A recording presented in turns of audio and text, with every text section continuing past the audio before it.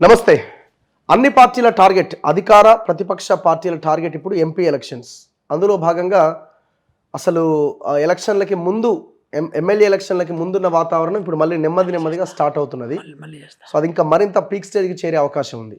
So ఇప్పుడు కొత్తగా అధికారంలోకి వచ్చిన కాంగ్రెస్ ప్రభుత్వం పైన బీఆర్ఎస్ విరుచుకుపడుతున్నది. మీరు 420 హామీలు అంటే దాన్ని అటు ఇటుగా 1-2 యాడ్ చేసి మొత్తం 420 కింద 420 అంటే ఇది 420 ప్రభుత్వం అనే అర్థం వచ్చేలాగా ఒక బుక్లెట్ రిలీజ్ చేసి కాంగ్రెస్ని కార్నర్ చేస్తుంది బీఆర్ఎస్. సో దాంతోపాటు కాళేశ్వరం అంశము ఇక మిగతా అంశాల మీద మీరు ఎందుకు ఇంకా కేసులు పెడతలేరు, ఇంకా ఎందుకు అరెస్ట్ చేస్తలేరని గతంలో కవిత అరెస్ట్ చేయకపోవడం వల్ల ఇబ్బంది పడ్డ బీజేపీ ఇప్పుడు కాంగ్రెస్ని టార్గెట్ చేస్తుంది. కాంగ్రెస్ బీజేపీ బీఆర్ఎస్ని టార్గెట్ చేస్తుంది. సో ఇవన్నీ మనం డిస్కస్ చేద్దాం. చాలా అంశాలు ఉన్నాయి దీంతో పాటుగా. అండ్ పోస్టింగ్లకు సంబంధించి ఐఏఎస్ ఐపీఎస్ల బదిలీలకు సంబంధించిన అంశం కూడా చాలా కీలక అంశంగా కనిపిస్తూ ఉన్నది. అన్ని అంశాలపై మాట్లాడదాం. నా ముందు ఆకునూరి మురళి సార్ ఉన్నారు, social democratic forum convener. Sir నమస్తే. నమస్తే. సో ముందుగా ఈ 420 హామీలంటూ బీఆర్ఎస్ తీసుకొచ్చిన బుక్లెట్ మన కేటీఆర్ ప్రెస్ మీట్ పెట్టి నెల రోజులైంది, ఇంకా ఎప్పుడు అమలు చేస్తారు, ఇంకా అమలు చేయట్లే, ఈ 420 హామీలు అమలు చేసేంత వరకు మేము వదిలిపెట్టామని వాళ్ళు అంటున్నారు.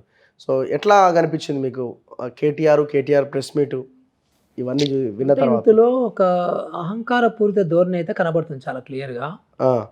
ఇప్పుడు విషయం ఏంటంటే మనం 2018లో అప్పుడు టీఆర్ఎస్ కదా, టీఆర్ఎస్ వచ్చినప్పుడు వాళ్ళ గవర్నమెంట్ 2 నెలల 6 రోజుల వరకు క్యాబినెట్ ఫామ్ చేయలేదు. అవును, 2008 to 19 డిసెంబర్ 13th రోజు సీఎం గారు స్వానింగ్ చేశాడు. మరి దాని తర్వాత ఫిబ్రవరి 19th మళ్ళీ ఫుల్ క్యాబినెట్ ఫామ్ అయింది.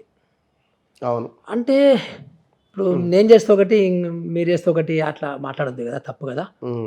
సో అంటే కొంచెమైనా టైం ఇవ్వాలి కదా, ఏ గవర్నమెంట్ కానీ, అది ఎవరైనా కావచ్చు గవర్నమెంట్. అది ఇప్పుడు అంటే నేనేమంటున్నా అంటే 2 నెలల 6 రోజులు మీరు క్యాబినెట్ ఫామ్ చేయకుండా గవర్నమెంట్ని నడిపించకుండా ఉత్తగా తాత్సారం చేశారు కదా. ఇప్పుడు అంత లోపభూయిష్టమైనటువంటి బ్యాక్గ్రౌండ్ పెట్టుకొని ఇప్పుడు మళ్ళీ మనము అంటే ఏ మొక్కలతో అట్లా విమర్శిస్తారనేది ఒక ఇష్యూ. అర్హత కూడా ఉండాలి కదా కొంచెము. Number 1 is that. నెంబర్ 2, ఇప్పుడు రాజకీయాలలో కూడా ఎథిక్స్ ఉండాలి. రాజకీయాలలో కూడా కొంత ప్రిన్సిపల్స్, కొంత మంచితనము, కొంచెము స్టేట్స్మెన్షిప్ ఉండాలి. ఎందుకంటే ఇప్పుడు ఆయన ఫ్యూచర్ ముఖ్యమంత్రిగా ప్రొజెక్ట్ చేసుకుంటున్నాడు, చేసిండ్రు వాళ్ళ పార్టీ వాళ్ళందరూ కూడా. అలాంటి ఆయనకు కొంచెం సంయమనం ఉండాలి, మెచ్యూరిటీ ఉండాలి, ఇవన్నీ ఉండాలి కదా. అంటే 420 అనే పదం తెలుసు అందరికి ఏంటి అనేది. అంటే అది అంటే నువ్వు అసలు ఒక 1 month కూడా కాలే ఇంకా పూర్తిగా గవర్నమెంట్ ఫామ్ అయ్యి.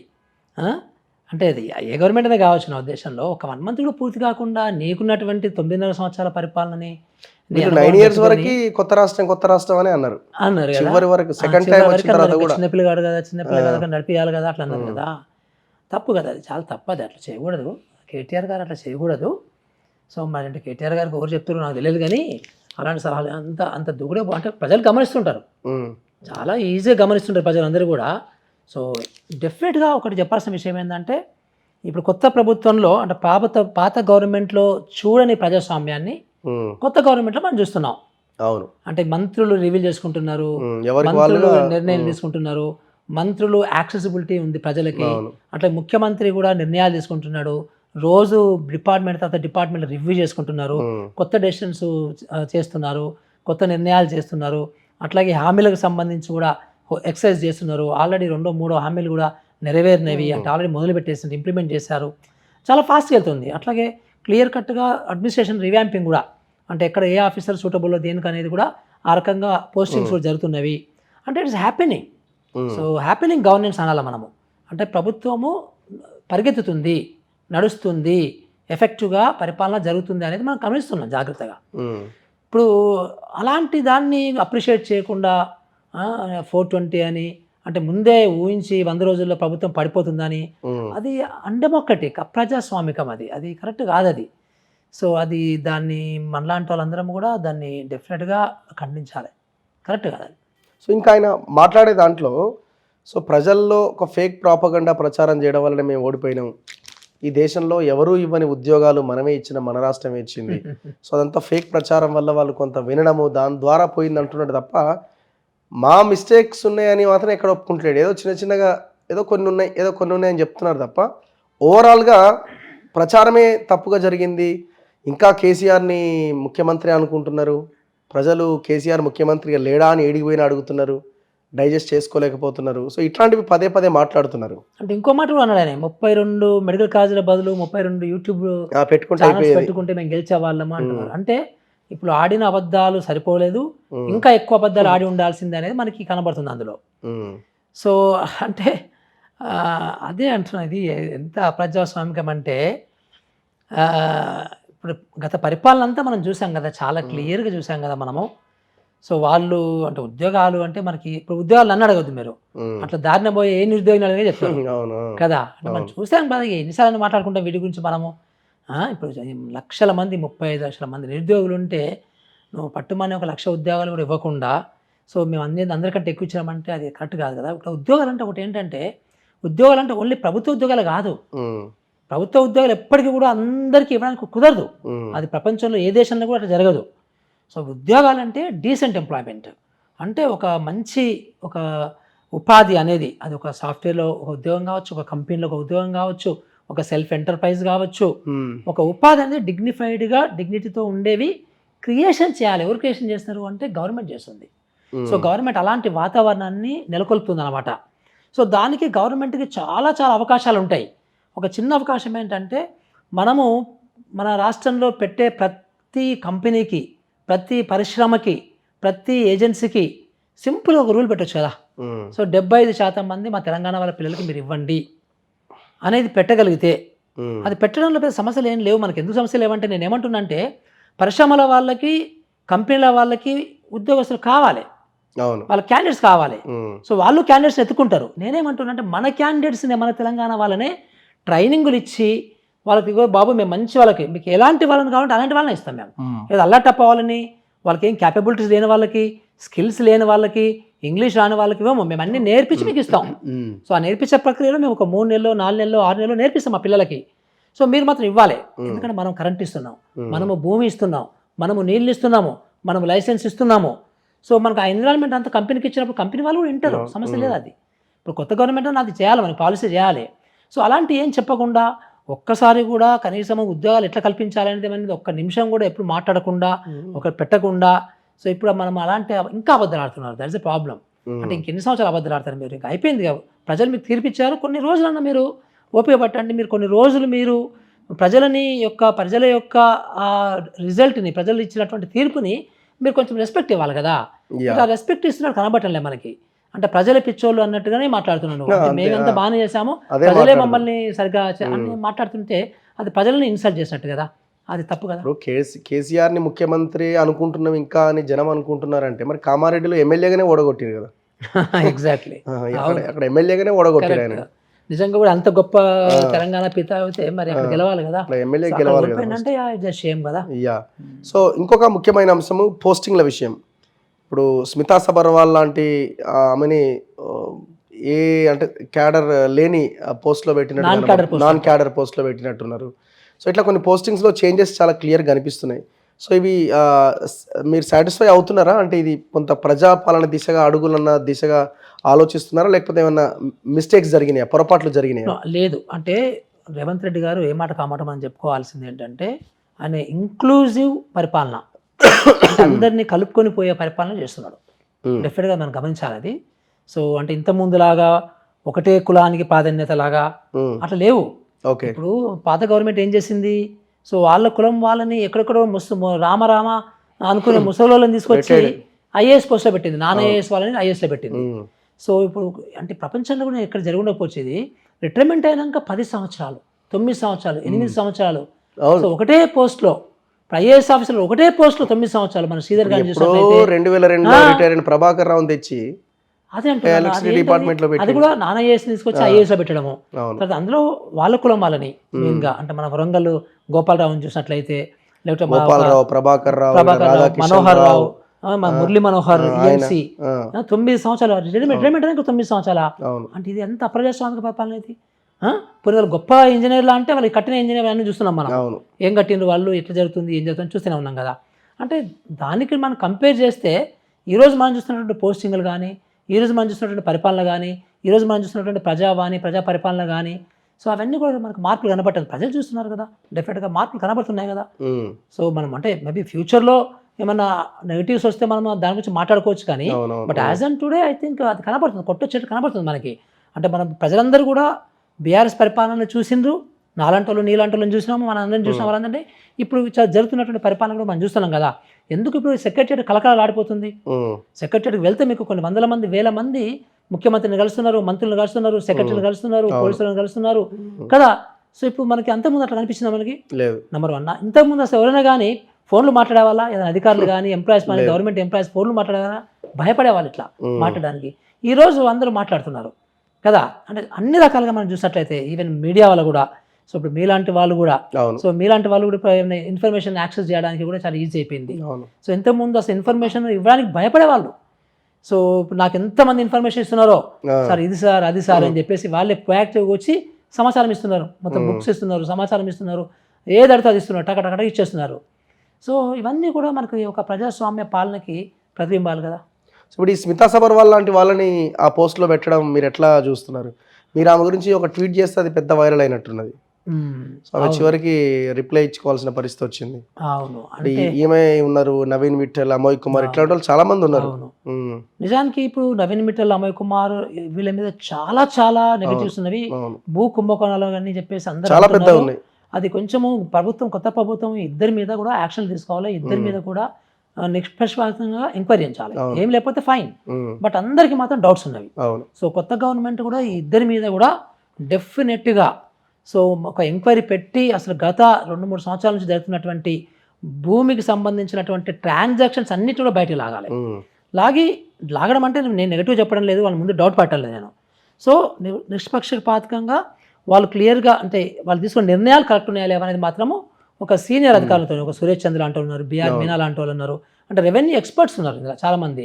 సో చాలామందికి చాలా జిల్లాలు కలెక్టర్గా పనిచేసిన వాళ్ళు ఉన్నారు. సో వాళ్ళందరూ కూడా సో పాలిటిక్స్ లేరు వాళ్ళందరూ కూడా. కానీ అలాంటి వాళ్ళతో పెట్టి ఒక్కరు కూడా పెట్టకండి, మీరు 2-3 పెట్టి చేస్తే నేను బయటకు వస్తాను. ఏమంటున్నానంటే ఫ్యూచర్లో కూడా ఎలాంటి అధికారులు కూడా ఇంత బరితెగింపుతోని అట్లా ఉండకూడదు. సో నిజానికి ప్రభుత్వాలు చేసినా కానీ ఇన్ని సంవత్సరాలు ఒకటే పోస్ట్లో ఉండడం కూడా చాలా తప్పు. చాలా మంది అట్లా ఉన్నారు. సో అట్లాగే ఒక్కొక్క ఆఫీసర్కి 10-15 పోస్టింగ్లు ఇవ్వడం, అంటే ఛార్జింగ్ ఇవ్వడం, ఎంత కూడా ఒక అంటే ఒక సుపరిపాలన అంటాం కదా, అట్లా ఒక దరిద్ర పరిపాలనకు ఇవన్నీ కూడా సూచనలు అన్నమాట. అవన్నీ కొత్త గవర్నమెంట్ చేయదని మనం ఆశించాలి. సో ఇప్పుడు లాస్ట్ అంటే గవర్నమెంట్ మారే కొద్దీ ఇప్పుడు గతంలో ఉన్న వాళ్ళని పక్కన పెట్టడం, ఈ నాన్ క్యాడర్ పోస్టులో పెట్టడం జరుగుతుంటుందా, లేకపోతే ఇది రొటీన్గా ఎట్లా చూడాలంటారు? గతంలో కేసీఆర్ కూడా ఇట్లా చేసిండు. అవును, అంటే మంచి అంటే ఆయన చేసిన ప్రక్రియ వేరే ఉండే. అవును, మంచి వాళ్ళని తీసుకుపోయి నాన్ క్యాడర్ పోస్టులో. అవును, అంటే ఉదాహరణకి మన బీఆర్ మీనని తీసుకుపోయి, అవును అక్కడ మన ఎస్సీ కమిషన్ బీఆర్ మీనని తీసుకురా సురేష్ చంద్ర గారిన, వీరిద్దరిని కూడా ఒకరినేమో ఎస్సీ కమిషన్కి మెంబర్ సెక్రటరీగా, ఇంకొకరికేమో ప్లానింగ్ కమిషన్ స్మితాన్ని వేసిన పోస్టింగ్లో, అలా స్పెషల్ చీఫ్ సెక్రటరీ ర్యాంక్లో ఉండేవాళ్ళు. అట్లా వేయడము. ఇప్పుడు ఇన్ఫ్యాక్ట్ నన్ను కలెక్టర్గా షిఫ్ట్ చేసినప్పుడు 27 మందికి ఆర్డర్స్ ఇచ్చారు. అందులో 22 మందికి నాన్ క్యాడర్ పోస్ట్ ఇచ్చారు. అప్పుడు అందులో చాలా మందికి చూస్తే నాన్ క్యాడర్ వాళ్ళని తీసుకొచ్చి, అసలు అర్హులు కాని వాళ్ళని తీసుకొచ్చి, సో అసలు వాళ్ళకి స్కిల్స్ లేకుండా ఉన్న వాళ్ళని తీసుకొచ్చి ఐఏఎస్ పోస్టులు ఇవ్వడము. తర్వాత ఐఏఎస్ వాళ్ళనేమో పాపం మంచి ఐఏఎస్ వాళ్ళని, అంటే వీళ్ళు మనం చెప్పిన మాట వినరని చెప్పేసి, వీళ్ళు నీతిమంతులు అని చెప్పేసి, వీళ్ళు చాలా స్ట్రిక్ట్గా ఉంటారని చెప్పేసి వాళ్ళని తీసుకెళ్ళి ఒక డంపింగ్ చేసి, అంటే ఐఏఎస్ కాని పోస్ట్ వేయడం అనేది చాలా ఎక్కువ జరిగింది. పాత గవర్నమెంట్లో బాగా భయంకరంగా జరిగింది అది. సో ఇప్పుడు అది జరగదు యాక్చువల్గా. ఇప్పుడు స్మితకి ఇచ్చింది కూడా, స్మితకి ఆర్కైవ్స్ ఇవ్వలే, ఆర్కియాలజీ ఇవ్వలే స్మితకి. సో ఒక ప్లానింగ్ కమిషన్కి మెంబర్ సెక్రటరీకి ఇచ్చారు వాళ్ళు యాక్చువల్గా. అంటే అంత భయంకరమైన పోస్ట్ ఏం కాదు అది. దాని కనీసం కారు ఉంటుంది, దాని కనీసం ఒక ఛాంబర్ ఉంటుంది చెప్తున్నాను. అంటే మరీ డంపింగ్ ఏం చేయలేదు. So maybe I think that should be okay. ఎందుకంటే కొంచెం ఆమె దాటిపోయింది. మరి మీలాగైతే అవమానించలే కదా. అదే కదా, ఎగ్జాక్ట్లీ. మీకు కనీసం ఫోన్ లేకుండా, ఆఫీస్ ఇవ్వకుండా, కాదబ్బా నేను చెప్తున్నా స్పెషల్ చీఫ్ సెక్రటరీస్ని. అవును, సురేష్ చంద్ర గారిని అవమానించారు, బిఆర్ మీనని అవమానించారు. సో కొంతమంది అయితే ఎప్పటికీ సెక్రటరీలో గుమాసా జాబులు చేస్తున్నారు. చేసుకుంటే అంటే రిటైర్ అయిపోయారు వాళ్ళు. సో కొంతమంది ఎస్సీ ఎస్టీ ఆఫీసర్లకి అసలు కరెక్ట్ పోస్టే ఇవ్వలేదు వాళ్ళకి, ఒక్కసారి ఇవ్వలేదు. సో అట్లా ఇప్పుడు ఈయన వచ్చిన తర్వాత అలాంటి పాత వాళ్ళందరినీ కూడా ఎవరైతే బాగా పనిష్మెంట్ గురయ్యారో వాళ్ళందరినీ తీసుకొచ్చి ఇప్పుడు రిహాబిలిటేషన్ చేసి అంటే కొంచెం పోస్టింగ్లు ఇస్తున్నాడు కదా, that is a good part. So అందరికీ అవకాశాలు ఇవ్వాలి యాక్చువల్గా. సో ఇంకొక పొలిటికల్ డెవలప్మెంట్ కనిపిస్తున్నది, జగన్మోహన్ రెడ్డి 20 రోజుల తర్వాత కేసీఆర్ని కలిశారు. సో ఈక్వేషన్ మీరు ఎట్లా చూస్తున్నారు? సో ఖచ్చితంగా వాళ్ళు దాదాపు ఒక 40-45 నిమిషాలు మాట్లాడినట్టున్నారు. అవును, చాలా పేపర్లో వచ్చింది, ఆంధ్రజ్యోతిలో అనుకుంటా. అవును, తమ్ముడు జర జాగ్రత్త, జనము చివరి వరకు అర్థం గారు, జనం అర్థం గారు అని బేసిక్ అది కేసీఆర్ కూడా ఊహించలేదు. అవును, ఒక షాకింగ్ రిప్లైతోని ఆ స్టేట్మెంట్ ఇచ్చినట్టున్నారు. అంటే ఆయన అనుభవించిన రిజల్ట్ ప్రకారంగా. అంటే that is the beauty of democracy. అంతే, ప్రజాస్వామ్యం యొక్క అందం అన్నమాట అది. సో అది ఇప్పుడు జగన్మోహన్ రెడ్డి గారు కాదు, ఎవ్వరూ ఊహించలేరు. అంతే, ఎప్పటికీ అట్లాగే ఉంటుంది. That is the democracy, that is the voting, that is the kind of ఈ ఓట్ అనే హక్కే అది కదా. సో ఎవరు దాన్ని ఎవరు కూడా ఇన్ఫ్లుయెన్స్ చేయలేరు.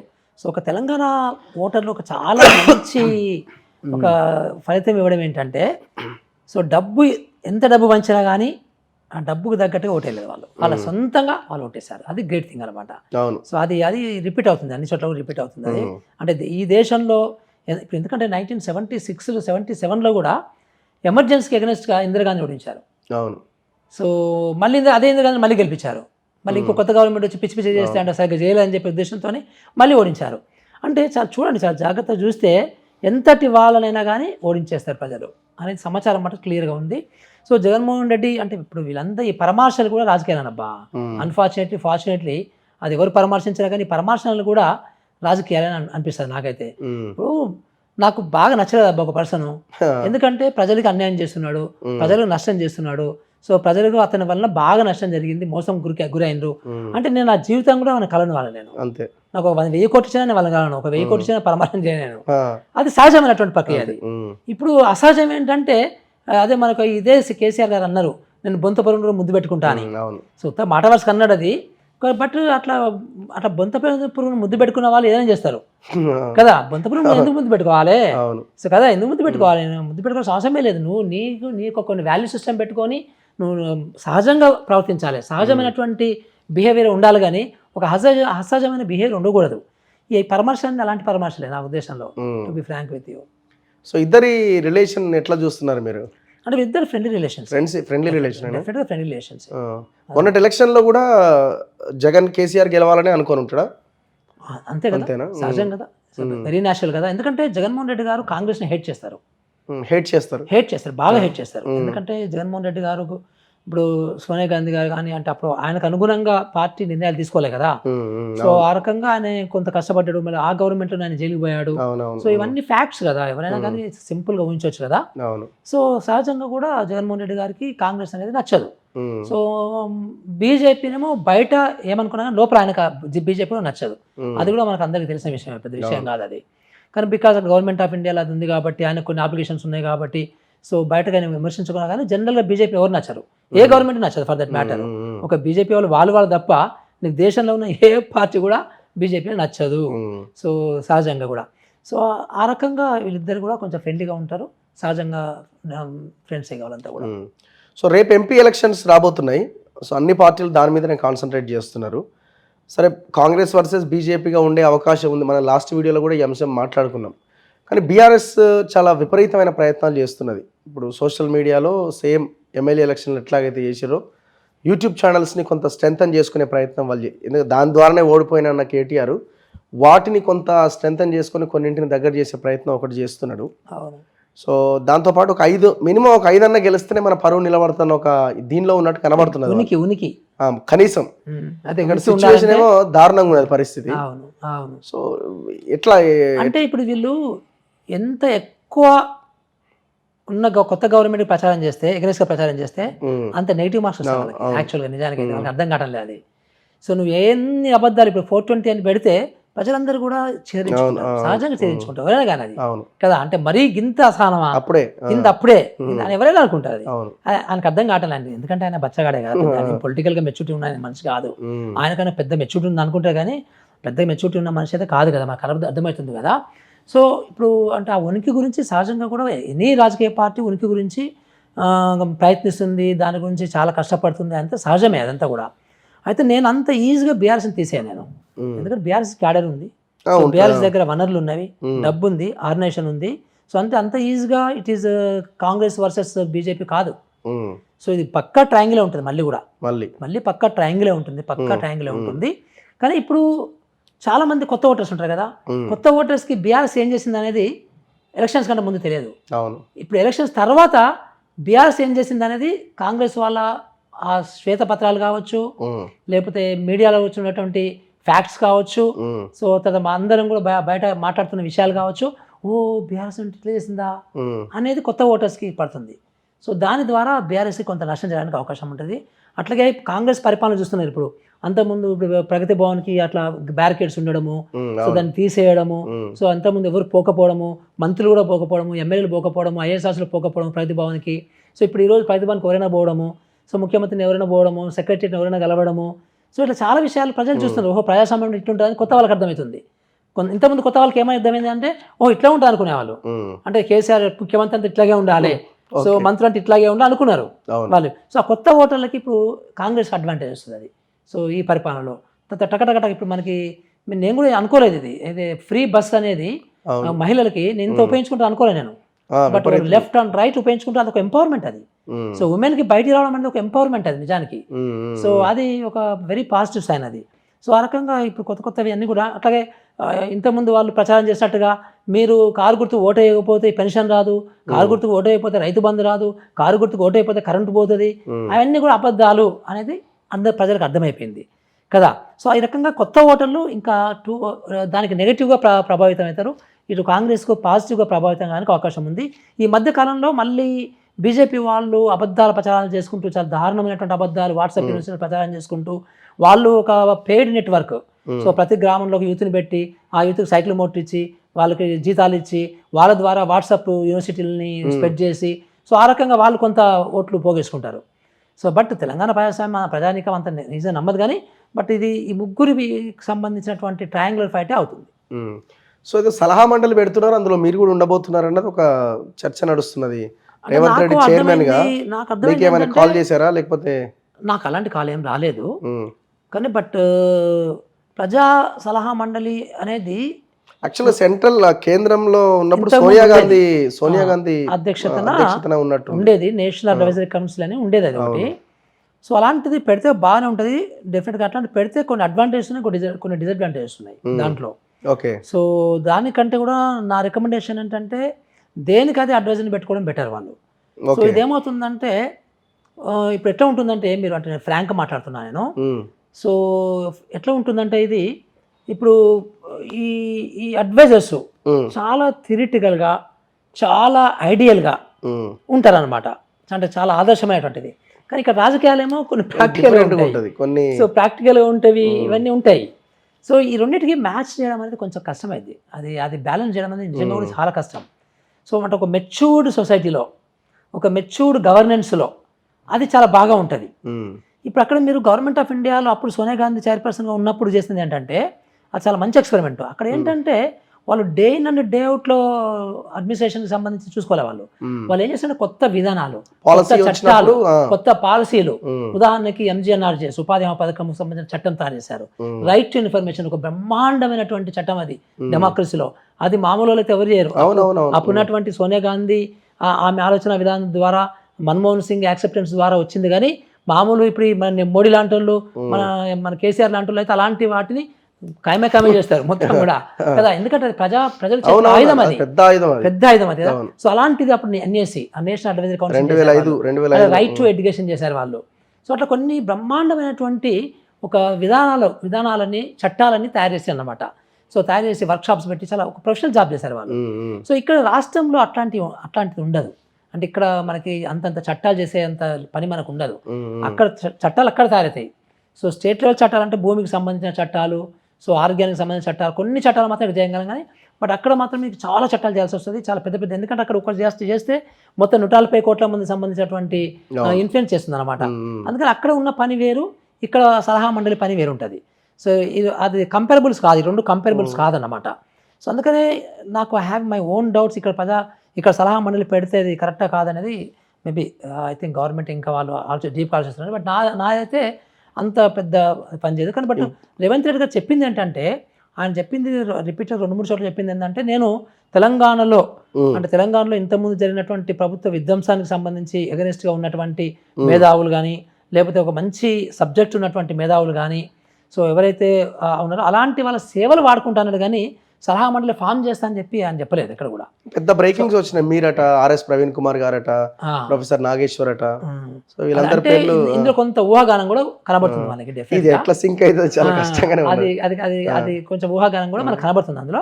ఆయన చెప్పింది ఏంటంటే, అక్కడక్కడ కొన్నిసార్లు కౌదన్ రామ్ పేరు తీసుకోండొచ్చు, కొన్నిసార్లు నా పేరు తీసుకోండొచ్చు, ప్రవీణ్ కుమార్ పేరు తీసుకోవచ్చు అక్కడ ఇండిపెండెంట్. అవన్నిటి కలిపి వీళ్ళు కొంచెము ఇమాజిన్ చేసినట్టు అనిపిస్తుంది నాకు. సో మీరు కలిసినప్పుడు ఏం డిస్కషన్ రాలేదా? అంటే సలహా మండలి డిస్కషన్ ఏం లేదు. టు బి ఫ్రాంక్, సలహా మండలి డిస్కషన్ ఎప్పుడు రాలేదు, అలాంటిది ఎప్పుడు నాకు రాలేదు, డిస్కషన్ రాలేదు.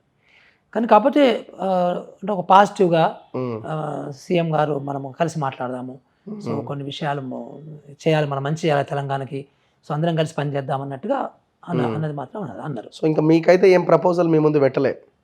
ఏం లేదు ప్రస్తుతానికి. ఎడ్యుకేషన్ గురించి బట్ నేను కొంచెము డైరెక్ట్గా ఇండైరెక్ట్గా నేను చెప్పింది ఏంటంటే, ఇండైరెక్ట్గా చెప్పింది నాకు విద్యకు సంబంధించి నేను ప్రభుత్వానికి నేను చేయడానికి అవకాశం ఉంటుంది, ఒక విద్యకు సంబంధించి మాత్రం నేను చేస్తానని చెప్పాను, మిగతా నాకు ఇంట్రెస్ట్ అని చెప్పాను. ఇప్పుడు టీఎస్పీఎస్సీ కూడా ఏం లేనట్టు మీకు అది లేదు, మనం లాస్ట్ టైం కూడా మాట్లాడుకున్నాం. సో చూద్దాం, లెట్స్ హోప్. మాలాంటి వాళ్ళకి కూడా ఇంట్రెస్టింగ్ కదా, మీరు అక్కడ స్కూల్ బాగా చేసిరన్న ఒక చర్చ ఉన్నది కాబట్టి, కనబడుతున్నది కాబట్టి, సో ఇక్కడ కూడా ఎడ్యుకేషన్ మీద దృష్టి పెట్టచ్చు. వీళ్ళు కూడా ఏదో ఇంటర్నేషనల్ స్కూల్ అని, ఏదో మండలానికి ఇంటర్నేషనల్ స్కూల్ అని ఏదో మేనిఫెస్టోలో పెట్టారు. మేము మేనిఫెస్టో 5 పెట్టాము, వాళ్ళు మీ ఎస్డిఎఫ్ మేనిఫెస్టో దాన్ని పెట్టారు 5 అన్నారు, సో వాళ్ళు 1 అన్నారు. అట్లాగే బడ్జెట్ కూడా మనకి కాంగ్రెస్ బడ్జెట్లో అంటే మేనిఫెస్టోలో 15% బడ్జెట్ పెడతామని చెప్పారు విద్యకు సంబంధించి. అదొక చాలా ఆశాజనకమైనటువంటి ఇది. ఇంకొక విషయం కూడా నాకు అర్థమైంది, నాకు తెలిసిన కాటికి ఏంటంటే, ముఖ్యమంత్రి గారు విద్యకు సంబంధించి ఆయనే పోర్ట్ఫోలియో ఆయనే ఉంచుకుంటానని చెప్తున్నాడు. నాకు విద్య అనేది చాలా ఇంపార్టెంట్ అని అన్నట్టుగా నాకు కొంత సమాచారం వచ్చింది. సో అది కూడా చాలా చాలా సంతోషకరమైనటువంటి విషయం అన్నమాట. అది నిజంగా కూడా ముఖ్యమంత్రి గారు విద్యను ఉంచుకొని, సో దానికి సంబంధించినటువంటి ప్రాధాన్యత ఇస్తే, సో అట్లా 15% బడ్జెట్ ఇస్తే అసలు గొప్ప అద్భుతాలు చేయొచ్చు, చాలా బాగా అవుతుంది. ఎందుకంటే విద్య అనేది జనరేషన్ 15% ఎనఫ్ సార్?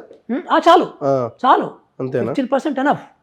అంటే అంతకంటే ఎక్కువ ఇస్తే మరి మిగతా సఫర్ కావా? అగ్రికల్చర్ ఉంది, వైద్యం ఉంది, చాలా ఉంటాయి, ఇంకా ఎంప్లాయ్మెంట్ ఉంది, ఇండస్ట్రీస్ ఉన్నవి, సో ఎన్ని ఉన్నాయి, చాలా ఉంటాయి కదా. 112 డిపార్ట్మెంట్లు ఉంటాయి గవర్నమెంట్లో. సో ప్రతి డిపార్ట్మెంట్కి సంబంధించి అంత ఇంత చేయకపోతే సో బ్యాలెన్స్ తప్పుద్ది కదా. సో అంటే యాక్చువల్గా మన కొఠారి కమిషన్ ప్రకారం అయితే 20% ఇవ్వాలి, కానీ బట్ మారిన పరిస్థితుల ద్వారా 15% ఇస్తే బ్రహ్మాండమైనటువంటి విద్యను, ఒక యూరోపియన్ విద్యను ఇవ్వచ్చు. అంటే అందులో కరప్షన్ లేకుండా, అందులో ప్రాధాన్యతలు తీసుకొని, అందులో ఒక గ్రూప్ లాగా, ఒక మంచి గ్రూప్ ఆఫ్ ఇంటెలెక్చువల్స్తోని, సో ప్రపంచంలో ఎలాంటి విద్య ఉందో అలాంటి విద్యను స్టడీ చేసి సో చేయగలిగితే చాలు, 15% చాలా బ్రహ్మాండంగా చేయొచ్చు. సో ఇంకొకటి, ఇప్పుడు గ్యారంటీస్ని ఇంకా అమలు చేస్తలేరన్నది ఒక చర్చను ఒక లైన్లో తీసుకొస్తున్నారు ఆల్రెడీ. మొన్నటిదాకా రైతు బంధు పడలేదు, ఇప్పుడు మళ్ళీ స్టార్ట్ అవుతున్నట్టున్నది, అది లేట్ అవుతున్నది, ఇది లేట్ అవుతున్నది, 2 లక్షల రుణమాఫీ ఎట్లా చేస్తారు అంటే, ఇది నెక్స్ట్ బడ్జెట్ కూడా ప్రవేశపెట్టాల్సి ఉన్నది ఇంకా రాబోయే రోజుల్లో. సో ఒక పెద్ద గుదిబండగా మారే అవకాశం ఉందని మీకు ఏమైనా అనిపిస్తున్నదా? అంటే మీరు ఎప్పుడు మారుతుందంటే అర్హులని ఒక సరైన అర్హతల ప్రకారము మీరు గుర్తించబడకపోతే అందరికి ఇస్తా అంటే, ఇప్పుడు రైతు బంధు అందరికి ఇచ్చిండు కదా, సినిమా యాక్టర్లకు ఇచ్చిండు, విదేశాల్లో ఉన్న వాళ్ళకి ఇచ్చాడు కదా, అట్లాంటివి కాకుండా నిజమైన రైతులకు ఇచ్చి ఒక లిమిట్స్ పెట్టుకుంటే, ఉదాహరణకి ఇన్కమ్ ట్యాక్స్ కట్టే ఏ రైతు కూడా, అంటే అలాంటి వాళ్ళకి రైతులు కాదు, వాళ్ళు రైతులే కాదు, ఇన్కమ్ ట్యాక్స్ కడుతున్నారంటే రైతులు కాదు, అంటే వాళ్ళకి ఆల్రెడీ ఒక ప్రధాన వృత్తి అనేది వేరే ఉందన్నమాట. ఇదంతా కూడా ఒక సెకండరీ లాగా, వాళ్ళకు ప్రాపర్టీస్ లాగా కొనుక్కున్నట్లు అర్థమవుతుంది. సో అలాంటి వాళ్ళకి ఇవ్వకుండా ఉండడము, 10 ఎకరాలకు దాటి ఇవ్వకుండా ఉండడము, విదేశాలలో ఉన్న వాళ్ళకి ఇవ్వకుండా ఉండడం, హోమ్ లోన్ కోసం పెట్టుకున్న వాళ్ళు కూడా 0 ఇన్కమ్ ట్యాక్స్ అని పెడతా ఉంటారు చాలా మంది. అంటే అట్లా కూడా అది కూడా పరిగణలోకి తీసుకోవాలి. అది నీకు అంటే అలాంటి కొన్ని లీకేజ్ అవుతాయి అబ్బా, కానీ మన కళ్ళ ముందు సినిమా యాక్టర్లకి, సినిమా కదా, అట్లా అర్హుల్ని జాగ్రత్తగా. అట్లాగే ఇప్పుడు మనకి ఫ్రీ బస్సు కూడా గవర్నమెంట్ ఉద్యోగులకి వెళ్ళాల్సిన అవసరం లేదు. అసలు గవర్నమెంట్ ఉద్యోగులకి, ఇన్కమ్ ట్యాక్స్ పేయర్స్కి, ఇన్కమ్ ట్యాక్స్ పేయర్స్ అనేది ఒక మంచిదబ్బా. సో ఫస్ట్ వాళ్ళు వెళ్ళిపోవాలి, వాళ్ళకి ఏది కూడా ఇన్కమ్ ట్యాక్స్ కడుతున్నారంటే వాళ్ళకి ఏ బెనిఫిట్ ఇవ్వాల్సిన అవసరం లేదు. సింపుల్ లాజిక్ అనమాట. అన్నిటిని కూడా అదొకటి ప్రాథమికంగా పెట్టుకోగలిగితే, ఉమ్, సో అదొకటే కాదు, ఇంకా వేరే పెట్టుకోవాలి, కానీ ఇది మాత్రం 100% ఇంప్లిమెంట్ చేయాలి పెద్ద దాంట్లో కూడా. సో నీ గవర్నమెంట్ ఎంప్లాయీ అటెండర్ కూడా ఇన్కమ్ ట్యాక్స్ కడతాడు, ది లోయెస్ట్ ఎంప్లాయీ కూడా ఇన్కమ్ ట్యాక్స్ కడతాడు. సో అట్లాగే మనకి కాంట్రాక్టర్ ఎంప్లాయీస్ లేకపోతే అవుట్ సోర్స్ వాళ్ళకి ఇన్కమ్ ట్యాక్స్ కట్టారు, వాళ్ళ శాలరీస్ తక్కువ ఉంటాయి. చాలా తక్కువ. But permanent government employees even అటెండర్లకు ₹1,00,000 వస్తాయి ఉమ్, కొంతమందికి, అట్లాగే డ్రైవర్లకు ₹1,00,000 వస్తాయి కొంతమందికి. ఉమ్, సో అలాంటి వాళ్ళకి ఆల్రెడీ ఇన్కమ్ ట్యాక్స్ కడతారు, వాళ్ళకి ఎందుకు అవసరం లేదు కదా. అవును. సో అలాంటివి మీరు ఎలిజిబిలిటీ క్రైటీరియాని జాగ్రత్తగా పెట్టుకోగలిగితే సో అన్నిటి కూడా చేయొచ్చు, నాట్ ఏ ప్రాబ్లం. ఏం ప్రాబ్లం ఏం లేదు. ప్రాబ్లం ఉండకూడదు, ఉండదు. ప్రతి ఇట్లాగే అవినీతిని అరికట్టాలి. అవును. సో అవినీతి అరికట్టాలి. అట్లాగే మనకి కాలుష్యం లాంటి ఫాల్తు ప్రాజెక్ట్ అని కట్టకూడదు. అవును. సో అలాంటి ఇన్వెస్ట్మెంట్ ఇప్పుడు చేయలేదు, ఎవరు కూడా ధైర్యం చేయగా, కొత్త ప్రాజెక్ట్ ఎవరు తీసుకొని ధైర్యం చేయరు ఇంకా నేను అనుకుంటున్నాను. సో అట్లా మనము ప్రతి చేసిన దాని అంతా కూడా, అట్లాగే కాంట్రాక్టర్ వ్యవస్థ కూడా దరిద్రంగా ఉంది చాలా. సో మరి ఇప్పుడు కొత్తగా గవర్నమెంట్ మనం చూడాలి. సో ఈ ఒకటి ఏంటంటే 2-3 ఉంటాయి అబ్బా కరప్షన్లలో. ఒకటి ఏంటంటే ఆఫీసర్ల పోస్టింగ్లు. సో ఆఫీసర్ల పోస్టింగ్లు డబ్బులు తీసుకొని చేస్తే కరప్షన్ భయంకరంగా పెరుగుతుంది, నెంబర్ 1 అది. సో నెంబర్ 2 భూములకు సంబంధించిన లావాదేవీల్ని ఇప్పుడు అది చాలా ప్రైమ్ అయిపోయింది, దాని మీద కన్నేసి ఆ అవినీతిని కట్ చేయడము. సో అట్లాగే 3వది ట్రాన్స్పరెన్సీ, అంటే ప్రతి ఒక్కటి కూడా ప్రజలకు తెలిసేటట్లుగా మనము జీవోలు ప్రజలకు తెలిసేటట్లుగా పబ్లిక్ డొమైన్లో పెట్టాలి. అట్లాగే ప్రతి ఒక్క లావాదేవీని కూడా ప్రజలకు తెలిసేటట్లుగా డొమైన్లో పెట్టడము, అంటే పారదర్శకత. ఈ 3 విషయాలని మనం చేసుకోగలిగితే మనకి గవర్నమెంట్ మీద ఎక్స్చెక్కర్ మీద బర్డెన్ తగ్గుతుంది, డబ్బు మిగులుతుంది. సో అట్లాగే మనకి ఇప్పుడు ట్యాక్సెస్ ఉన్నాయి, జిఎస్టీ ట్యాక్సెస్ ఉన్నాయి. సో జిఎస్టీ ట్యాక్సెస్ కూడా చాలా లీకేజ్ ఉంటాయి డెఫినెట్గా. సో గత ముఖ్యమంత్రి గారికి డబ్బు కావాలి కానీ ఆయన కూడా ఎప్పుడు జిఎస్టీని రివ్యూ చేయలేదు, మీరు గమనించారా? సో అదేం తెలివి తక్కువ పని మనకు అర్థం కాలే, కానీ జిఎస్టీని కూడా చాలా చోట్ల లీకేజ్ పాపం అధికారులే చేసుకున్నారు, కానీ ఆయన ఎప్పుడు రివ్యూ చేసి మనము ఇంకా మన ఆదాయాన్ని పెంచాలి, మన రెవెన్యూ పెంచాలి అనే దాంట్లో ఇక్కడ ఆయన ట్రై చేయలే. అంటే అది టైం లేదని, కానీ ఆయన బేసికలీ ఆయన అంతా ఆయన పాలిటిక్సే కదా, పరిపాలన కాదు కదా. సో అట్లా వీళ్ళు కూర్చొని ఇవన్నీ కూడా లీకేజెస్ అరెస్ట్ చేయడము, సో వేస్ట్ఫుల్ ఎక్స్పెండిచర్ తగ్గించడము, సో ఆఫీసర్ని పోస్టింగులు అనేది, సో లంచాలు తీసుకోకుండా ఆఫీసర్ పోస్టింగులు, ఎంప్లాయీస్ పోస్టింగ్లు ఇవ్వడము, ప్రమోషన్ల దగ్గర లంచాలు తీసుకోకుండా ఇవ్వడము. సో అట్లాగే ప్రాపర్గా అంటే ఐఏఎస్ పోస్టింగ్ ఐఏఎస్ వాళ్ళని వేయడము, సో నాన్ ఐఏఎస్ వాళ్ళని వేయకుండా ఉండడము, ఇవన్నీ కూడా ఈ అవినీతికి లింక్ అయి ఉంటాయి అన్నమాట, ఒకదానికి లింక్ అయి ఉంటాయి. సో అట్లా చేస్తే బాగానే ఉంటుంది. సో ఇప్పుడు ప్రజావాణి నడుస్తున్నది వారానికి 2 రోజులు, ట్యూస్డే అండ్ ఫ్రైడే, మంగళ అండ్ శుక్రవారం. వస్తూనే ఉన్నారు జనాలు, ఇస్తూనే ఉన్నారు, పోతూనే ఉన్నారు. వాళ్ళకి ఏదో ఒక మెసేజ్ ఏదో వస్తున్నది. ఏం సార్ పరిష్కరించే పరిస్థితి ఉంటుందా అసలు? ఎట్లా ఇది అసలు గవర్నమెంట్ ఇప్పుడు వాళ్ళకి ఆదిలాబాద్ నుంచి వచ్చినారు, పాపం వరంగల్ నుంచి వచ్చారు, నిజామాబాద్ నుంచి వచ్చారు, మొత్తం వచ్చిండ్రు, అన్ని గ్రామాల నుంచి వచ్చిండ్రు ఆల్మోస్ట్. కొంతమంది నైట్ ఇక్కడే పడుకొని మార్నింగ్ అక్కడ వచ్చి ఉంటారు. అదొక సుపరిపాలన కిందికి రాదు. అదొకటి ఏంటంటే అదొక సుస్థిర పరిష్కారం కాదు అది. అంటే ఇప్పుడు చేయడం కరెక్టే. ఇప్పుడు ఎందుకంటే ప్రజలకి నేను ప్రజావాణి డిపార్ట్మెంట్ పెడతాను మీరు వెయిట్ చేయండి అనడం కూడా తప్పే. ఇప్పుడు చేసేది కరెక్టే, ఎందుకంటే వాళ్ళు వెంట అవుట్ కావాలి.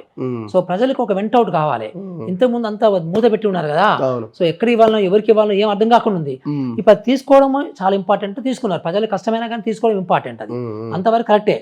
కానీ ఫ్యూచర్లో చేయాల్సింది ఏంటంటే దీన్ని డీసెంట్రైజ్ చేయడం, దీనికి ఒక పెద్ద డిపార్ట్మెంట్ పెట్టాలి బ్యాచువల్గా. సో ఇప్పుడు మనకు పెద్ద డిపార్ట్మెంట్ ఇక్కడ ఒక హెచ్ఓడిని పెట్టి ప్రతి డిపార్ట్మెంట్ తోని అనుసంధానం పెట్టాలి, ఒక డిపార్ట్మెంట్ ఫామ్ చేయాలి స్పెషల్ గా. ఎందుకంటే చూసాము 60 లక్షలు అట, మరి అసలు అంటే మామూలు విషయం కాదు కదా అది. సో అందుకని ఇప్పుడు మీకు ఒక చిన్న డిపార్ట్మెంట్లు ఉంటాయి, దీనికి ఎందుకు డిపార్ట్మెంట్ ఉండకూడదు? ఒక డిపార్ట్మెంట్ ఉంటే ఒక సిస్టమేటిక్ గా, సో ఒక సిస్టమేటిక్ అనాలిసిస్ జరుగుతుంది, ఒక సిస్టమేటిక్గా డాక్యుమెంటేషన్ జరుగుతుంది, ఒక సిస్టమేటిక్గా పరిష్కారం తీసుకోవడానికి అవకాశం ఉంటుంది. సో ఒక సిస్టమేటిక్గా అందరితో కోఆర్డినేషన్ చేసుకుంటూ, అంటే కొన్ని ఎట్లుంటాయంటే అసలు నువ్వు పరిష్కారం నువ్వు చట్టం చేస్తే తప్ప అది పరిష్కారం కాదు, అంటే చట్టం చేయాలి అప్పుడు నువ్వు. సో అట్లా డిపార్ట్మెంట్ ఒకటి ఉంటే అప్పుడు గవర్నమెంట్కి ఎక్కడ చట్టం చేయాలి, ఎక్కడ కొత్త జీవోలు రిలీజ్ చేయాలి, ఎక్కడ ఈ పరిష్కార మార్గాలకి సంబంధించిన విషయాలని ఏ రకంగా పరిపాలన చొప్పించాలి, ఇవన్నీ కూడా ఒక డిపార్ట్మెంట్ ఉంటే తెలుస్తుంది. సో డిపార్ట్మెంట్ ఉండడం అనేది చాలా ఇంపార్టెంట్. జిల్లాకు కూడా నీకు డైరెక్ట్ కలెక్టర్ కింద కూడా ఇంకో చిన్న అక్కడ ఒక డిపార్ట్మెంట్ ఉండాలి, అంటే ఇక్కడ డిపార్ట్మెంట్ ఆటోమేటిక్గా అక్కడ కూడా వచ్చేస్తుంది మీకు. సో అది అట్లాగే మండల ఆఫీసులలో ప్రతి ఆఫీసులలో కూడా ఒక కంపల్సరీ, ఇప్పుడు మనకి ఆర్టీఐకి సంబంధించి ఎట్లయితే డిజైన్ అధికారి ఉన్నారో ఒక అధికారినే ఒకరిని పెట్టాలి అక్కడ. ప్రతి ఆఫీస్లో కూడా ఒక్క పర్సన్, ఒక సూపరింటెండెంట్ క్యాడర్ని, so only for the purpose of this. ఎందుకంటే ఇది ఎట్లా ఉండాలంటే ఇప్పుడు ఏమవుతుందంటే నేను ఒక దరఖాస్తు తీసుకుని పోతే ఆ దరఖాస్తు ఇక్కడ ఉంది, మరి ఇక్కడ నుంచి ఇక్కడికి పోతుంది, మరి ఇక్కడ నుంచి ఇక్కడికి పోతుంది, అంటే నేనే దీన్ని పర్సు చేయాలి. చాలా తప్పు కదా అది. నేను పర్సు చేయడం నా వల్ల అవుతుంది అసలు అది? నేను చెప్పేది పేదగా మాట్లాడుతున్నాను, నేనని కాదు, నాట్ మురళి. అదే అదే సో కానీ బట్ అట్లా ఎంత ఇంపాసిబుల్ అది. ఇంకో విషయం ఏంటంటే నీకు లంచాలు పెట్టాలి మళ్ళీ చాలా తలనొప్పి, అంటే భూమికి సంబంధించి లంచం పెట్టాలి. సో అట్లా కంపెన్సేషన్ గ్రౌండ్స్ అంటే బాగా ఇంపార్టెంట్ అనేది లంచాలు పెట్టాలి, అది కాదు. సో దానికి ఆ మండలం ఆఫీస్లో ఉన్నటువంటి ఆ కన్సర్న్ పర్సనే he is supposed to take it forward. దాన్ని సిస్టమేటిక్గా ఒక విశ్లేషించుకోవాలి. ఇవి పరిష్కరించగలిగే పిటిషన్స్, ఇవి పరిష్కరించలేని పిటిషన్స్, ఈ పిటిషన్స్ ఎప్పటికీ పరిష్కరించలేము, ఈ పిటిషన్స్ తప్పు అని కొంచెం కేటగరైజ్ చేసుకుంటూ పరిష్కరించగలిగే వాటిని పరిశీలి చేయడము, పరిష్కరించలేని వాటిని కొత్త చట్టాలు, కొత్త జీవోలు, కొత్త విధానాలను తీసుకోవడము. సో అదంతా అనాలిసిస్ ఎవరు చేయాలి డిపార్ట్మెంట్ ఎట్లా అవుతుంది? సో అట్లా డిపార్ట్మెంట్ ఉండడం అనేది చాలా ఇంపార్టెంట్. ఒకవేళ మీరు కొన్ని వారాలు పోతే చూడండి, ఒక్క సమస్య కూడా పరిష్కారం దొరకలేదు అనుకోండి, జనం కూడా రారు, నమ్మకం పోతుంది కదా. కానీ బట్ ఇప్పుడు ఈ గవర్నమెంట్ చేయాల్సిందే తప్పదు. సో ఎందుకంటే నీకు ఆస్పిరేషన్స్ పెరిగినాయి కదా, పెరిగినప్పుడు మరి నిజంగా కూడా చేయాలి కదా. గవర్నమెంట్ 60 లక్షలకు సంబంధించిన సమస్యలు నువ్వు అంతకంటే ఇంకా వేరే ప్రభుత్వానికి వేరే ప్రియారిటీ ఏముంటుంది? అది కంపల్సరీ చేయాల్సిందే, చేస్తారు కూడా వీళ్ళు. So anyway thank you sir, thank you very much. ఈ వారం ఈ 10 రోజులుగా జరిగిన పరిణామాలపైన మురళి సార్ విశ్లేషణ ఇది. Thank you very much sir. చూస్తూనే ఉండండి మన తొలి వెలుగు.